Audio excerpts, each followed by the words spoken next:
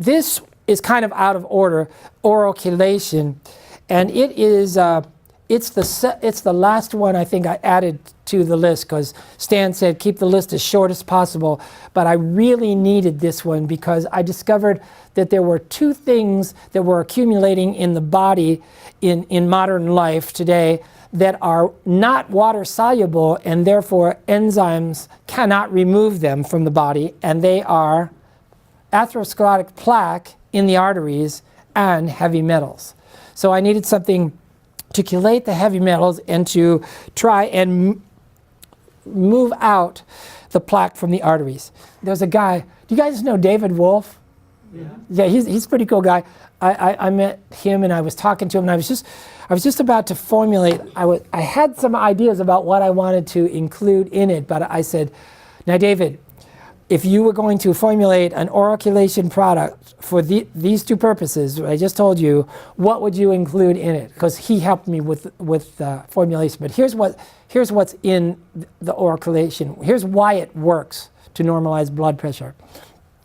Chlorella, alpha-lipoic acid, garlic, which are classic chelators of heavy metals and toxins with a proven track record, popular in the autism industry, mercury removal from the child's neurology. So chelation means we're going to bind something, we're going to bind a xenobiotic or a foreign substance and drag it out across tissue barriers that it cannot cross by itself. That's the textbook definition of chelation. So here we have the autism industry, for example. You know, millions of autistic kids emerging in the United States since 1998 came out of nowhere. So we have the CDC say, what is their mantra? The CDC's mantra is, we have no idea where this epidemic, they won't use that word, where this phenomenon came from. We have no idea where this phenomenon came from. We refuse to spend one dime studying its etiology. But oh yes, we do know one thing. We do know one thing. And the one thing that we do know is there can be no possible with vaccines. No possible connection with vaccines. That much we do know. So as a consequence, the grassroots autism industry has emerged in the last 20 years, right? And it's amazing. On the one hand, the other mantra of CDC and FDA is there's no proof that mercury causes autism when there's miles of the most scientific studies that says that it can. So we have all these protocols for improving the lot of autistic kids who have suddenly stopped cognitive development, right? So it's amazing that one of the things that they all have in common, they all have something to go into the child's neurology and chelate out the mercury, So to that end, these are three chelators that have that characteristic in common. Another ingredient in the oral chelation is zeolite. Many of you probably know that. It's a colon detox product for cleaning out the microvilli spaces within the colon. This superfine clay has few equals.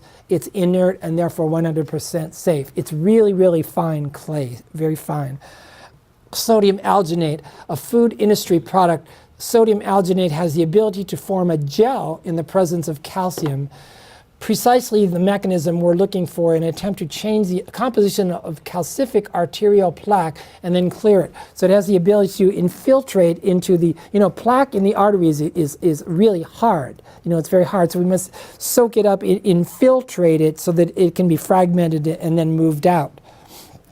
And then finally, raw cacao, antioxidant mineral properties. It's one of the purest source of food-bound magnesium and chromium, both critical for heart. I've just given you a few ideas. Please read the whole chapter on oral chelation, and it's going to give you the documentation for each one of these facts, which I don't have time for here.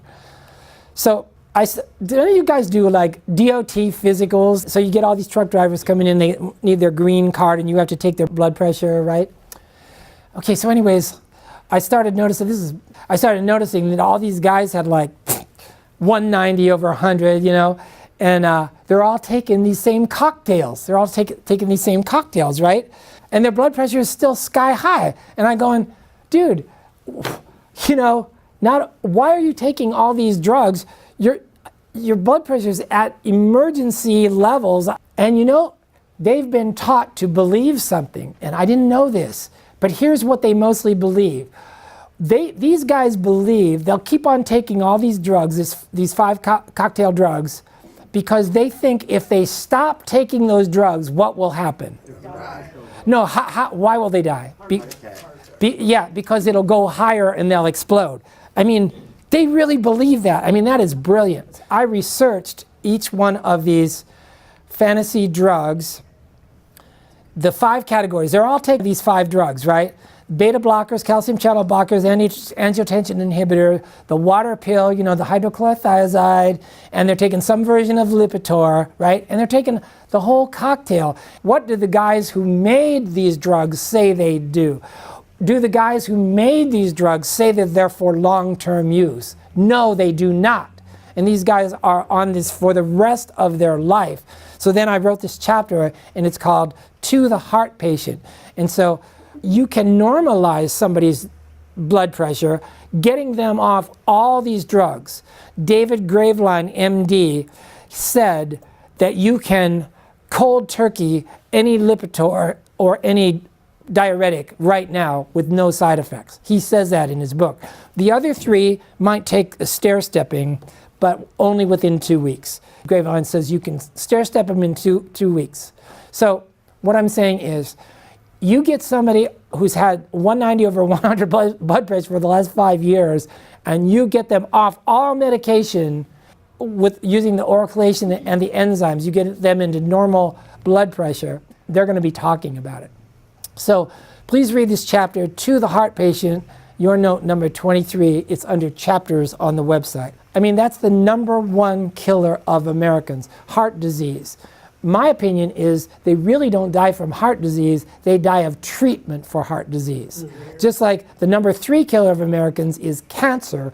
People don't die from cancer, they die from treatment of cancer. See why I have a guard dog traveling with me now? Now we're going to talk a little bit about milk, because there's so much disinformation about this food. Milk is, now I'm talking about pasteurized dairy here, it has become a devitalized enzymeless food. The definition of pasteurized, as you know, is only when all the enzymes have been removed by heating. Pasteurized milk is heated to 175 Fahrenheit for 2 seconds. It's called ultra-flash pasteurizing, right? Okay, now here's the problem with that. So people go, you know, people who refuse to read anything and all their knowledge comes from, you know, Google, Yahoo headlines and Wiki Google, you know, mothers especially, they think, oh, I must give my baby 2 glasses of milk every day because he must have calcium to form his bones. Guess what? He's getting almost no calcium from the milk, the pasteurized milk, in the first place. Why? Because by definition, all enzymes are denatured by pasteurization. One of the most important enzymes in that natural milk was phosphatase. We see it right here. Phosphatase is absolutely necessary for the body, the human body, to absorb and uptake calcium. By definition, that phosphatase was denatured in the pasteurization process. In fact, that is actually a test in the pasteurization industry. They have a test that checks whether there is any phosphatase left in the milk. If it's all gone, that milk is considered pasteurized. Now, I mean, the best scientists and the best nutritionists have known this fact for years and years. Pasteurization only began in the around 1915, 1920. It only started then. But Royal Lee knew this. Pasteurized milk is incapable of rebuilding or maintaining bones and teeth. Children should never be given pasteurized dairy. All holistic nutritionists agree on this. Here's what we see. Infection in premature infants using breast milk. This is the number of infections using breast milk. This is using pasteurized and formula. But here's the thing that all the holistic nutritionists agree on this. you have a child who has chronic allergy, who has asthma, which is a chronic allergy, the first thing you do is you get that kid off all pasteurized dairy for 60 days. No milk, no cheese, no butter, no ice cream, no yogurt, if it's pasteurized, and watch those allergies disappear. No more inhalers, no more Benadryl, no more all these other drugs that are suppressing that poor kid's immune system even worse. Henry Beeler was another one of these experts back in the day. He said this: commercially modified milk and baby foods are all foreign to the baby's digestion. Kurt Oster, MD, was another one. Milk has been changed over the years by processing into an unrecognizable physical-chemical emulsion which bears little resemblance to the original natural nutritional milk. Okay, now this is kind of, there's something called the toxin hypothesis, and there's a whole opinion, it's a scientific opinion, it's a way of thinking about allergy not as a disease, but as an adaptation to toxin. This is part of the immune system. The fact that you have an allergic response, that means you still have a functioning immune system. If you don't react to poisons and toxins in your body, that means that you have no immune system and you're just allowing them to come in and accumulate. This is called the toxin hypothesis. Allergy as an adaptation to poison. So allergy itself, in this sense, allergy is not a dysfunction. Allergy is a mammalian evolution, the evolved immune defense against acute toxicity. We've only been around for 1 million years, but mammals have been around for 60 years. So we share part of the natural selection that the mammals have developed, and this is part of it. The ability to, the allergic response, the immune response. The purpose of the allergic response is always to identify, isolate, and try to remove the invader, the toxin, the poison. An adaptation to toxins. So see, that goes back to the whole thing, our philosophy of pediatrics. Our philosophy of pediatrics. So the kid is eating all this ice cream, all this Coca-Cola, all these sugar pops. He's a fat little porker and he's only 4 years old, right? And then he starts to have his eyes water, he starts to cough and sneeze, right? He starts to cough and sneeze and his eyes water. And so the mother faithfully regards these symptoms as diseases or problems that need to be dealt with. So she'll take him to the pediatrician, and the pediatrician will then treat these natural eliminative processes as diseases and give anti-inflammatories, give Tylenol, and give drugs in order to stop these natural eliminative processes of the body. It's good that the baby is coughing. It's good that the baby is sneezing. It's good that the baby, his eyes are watering and he has asthma. This means that his immune system is building, it's operating, it's attempting to get this poison out of the body. When you inhibit those natural eliminative processes, you allow the toxification to become chronic. You're allowing the toxification to become chronic. And this is the difference between the allopathic and holistic approach to health, right there in a nutshell. So, when your kid is coughing, sneezing, and has allergies, just support it. Just support it. In other words, support it means hydrate him, don't force food on him. No, starve a cold, starve a fever, remember that. Let the body's natural eliminative processes take place. You don't need to do something. You don't need to do something all the time. Do something always means drugs, drugs, and more drugs. Okay, a lot of us can remember 1994. It wasn't that long ago. This is the advent of milk with hormones in it. And the first one was called Pasteurized, and it had recombinant bovine growth hormone. Now, what was the purpose of adding that hormone? It was production. It was to get more milk out of the cows. But there were some problems with that. This is your note number 6 here under notes. First of all, we discover, I'm just giving you this very, very short version of this. There was no long-term safety testing done. Pasteurized was really pushed by the huge global corporations, right? Recombinant bovine growth hormone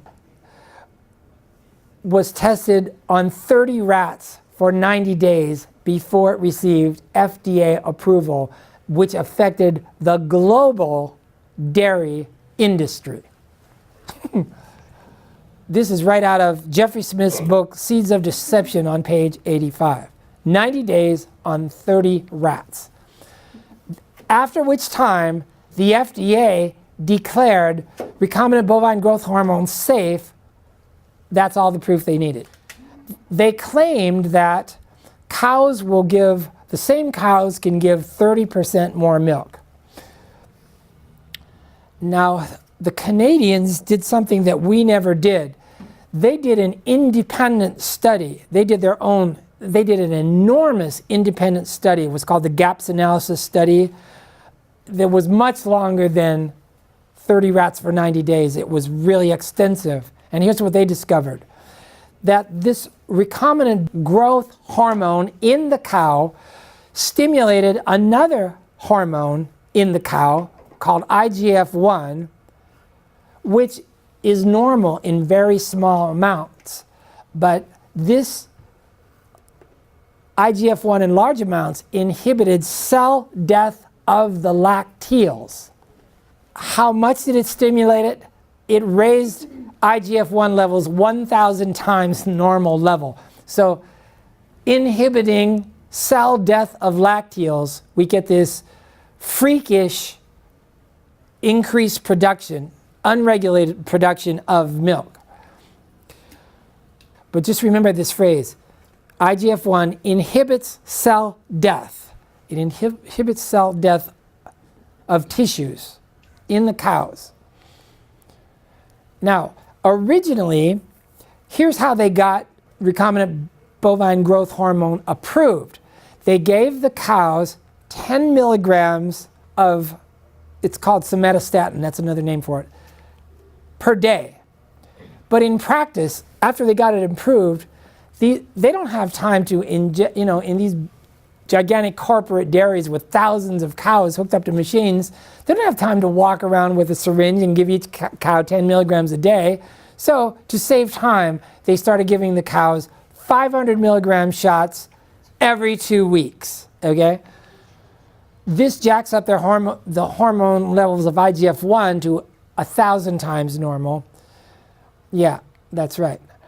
Now, but here's the problem. This Canadian study discovered that the IGF-1 increase boosts not just the milk output of the cows, it boosts the cow's entire metabolism. The entire endocrine system is jacked up beyond normal levels. So the concept of the metabolic candle for the cows comes in here. We're burning the metabolic candle at both ends for the cow.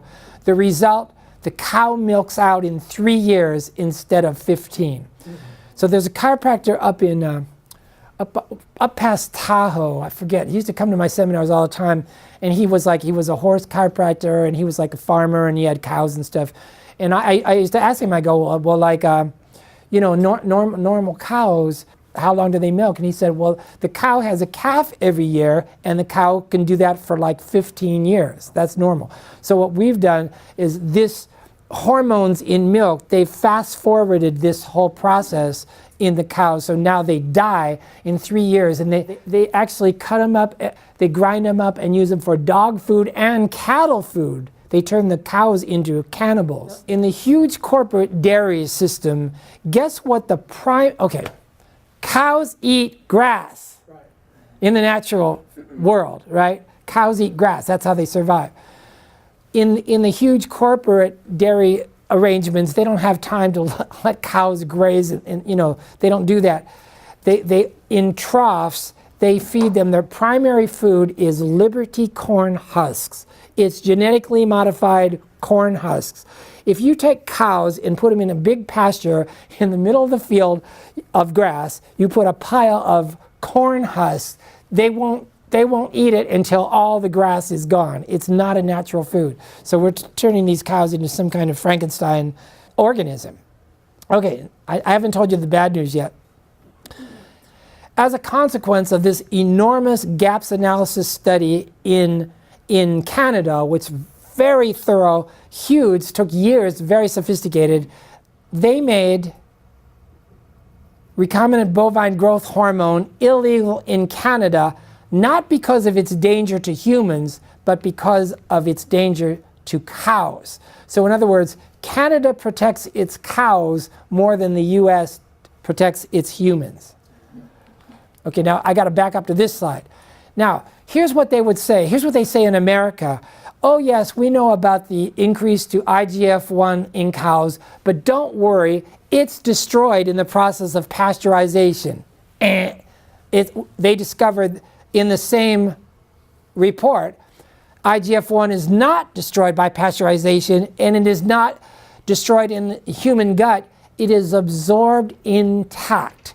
And so this is why we're having all these, little girls, especially girls grow up faster than boys, like little girls are having all these incipient endocrine disorders.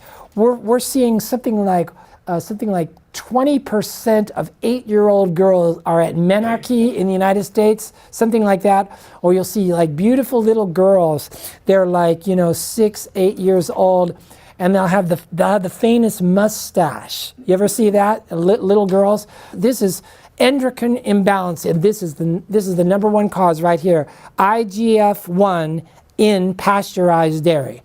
So parenthetically, this right here may be another cause of cancer, being now the number one cause of death in children. Remember, we saw that slide in the vaccine seminar. And it may be a likely effect of IGF-1, which is boosted 1,000 times normal, causing a metaplasia, or an inordinate growth of certain cell groups, just the same as it does in cows. Boosting IGF-1 1,000 times is not normal. So this is why we got to protect our kids. Milk is fine, but only raw milk for kids. Okay. Yeah. So raw milk is part of the New West diet. So remember, on the raw milk, it can be in category 2. This is out of Edward Howell's book, Enzyme Nutrition, which is somewhere. Here it is. In this great book here. There was a medical doctor in 1906 named Charles Porter, MD. He wrote this amazing book. The title of the book is Milk Diet as a Remedy for Disease, 1906, by Charles Porter, MD. He dreamed up this protocol whereby people with really serious degenerative diseases, their prescription was they had to drink a gallon of raw milk every day and no other food. Okay, for a month. They did it for a month. Every day they drank a gallon of raw milk and no other food. They weren't allowed to drink any other food. In his book, he kept track of 18,000 patients in like a 39-year period, right? What he was effectively doing was he was replacing their blood. They were getting new blood. And he talks about an enormously high percentage of solving or curing, just about any kind of degenerative disease that you can name. He had a very, very high success rate. You can get it in that book she's reading, Enzyme Nutrition by Edward Howell, MD, or if you really can find this book, Milk Diet is a Remedy for Disease, Charles Porter, MD. Okay, so that's all I'm going to say about enzymes.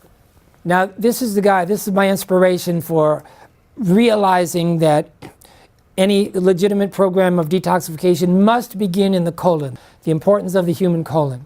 So this is my chapter, and I'm going to give you some excerpts out of that chapter. It's called Journey to the Center of Your Colon. It's pretty complete. The ancients, back in the day, in old times, they regarded the colon as a life center of the body. Modern medicine regards the colon merely as the body's sewer. This probably accounts for the fact that in the last 30 years, this figure has remained unchanged. The number 3 cancer in the US is colon cancer.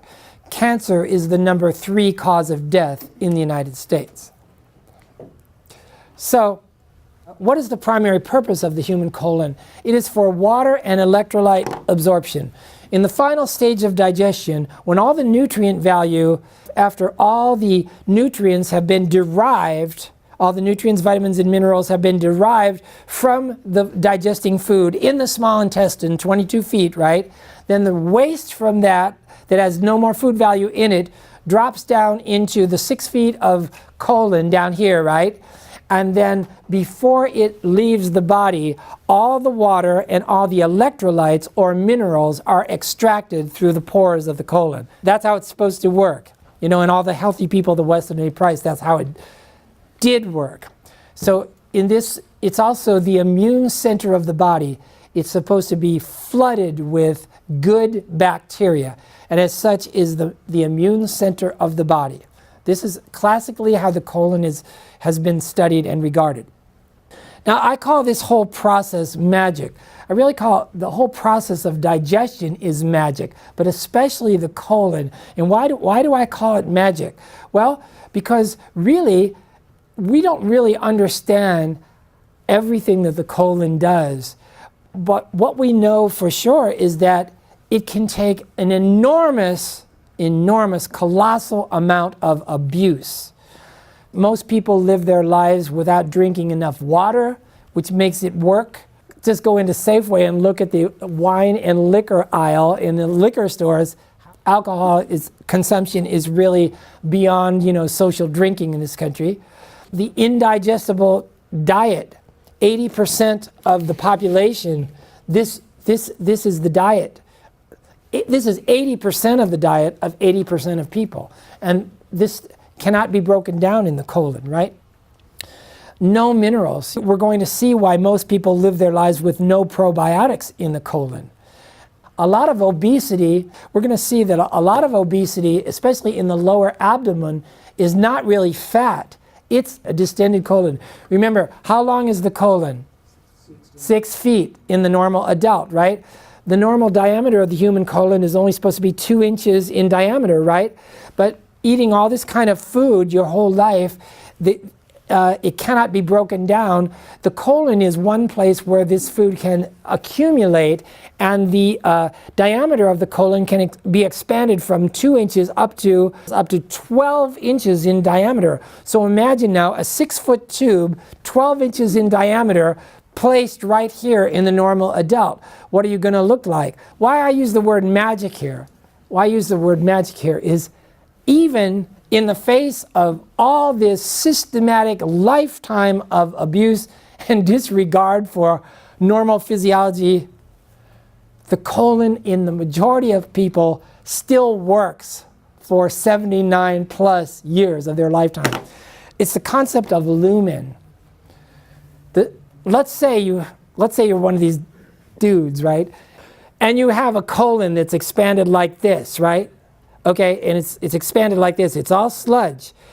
But you have the lumen, the size of this pen, a passageway down through the center of that colon, 6 feet long. You can still have tiny little pen-like eliminations every day. The colon is still working.